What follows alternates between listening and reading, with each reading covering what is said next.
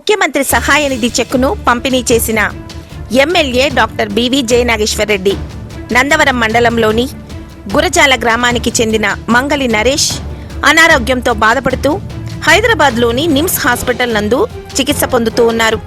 చికిత్స కొరకు వారి దగ్గర ఆర్థిక స్తోమత లేకపోవడంతో ఎమ్మిగనూరు నియోజకవర్గ శాసనసభ్యులు డాక్టర్ బివి జయనాగేశ్వరరెడ్డి గారిని సంప్రదించగా ఆయన వెంటనే స్పందించి మంగలి నరేష్కు ఆర్థిక సహాయం అందించవలసిందిగా ఆంధ్రప్రదేశ్ రాష్ట్ర ముఖ్యమంత్రి నారా చంద్రబాబు నాయుడు గారికి సీఎంఆర్ఎఫ్ ద్వారా దరఖాస్తు చేయడం జరిగింది.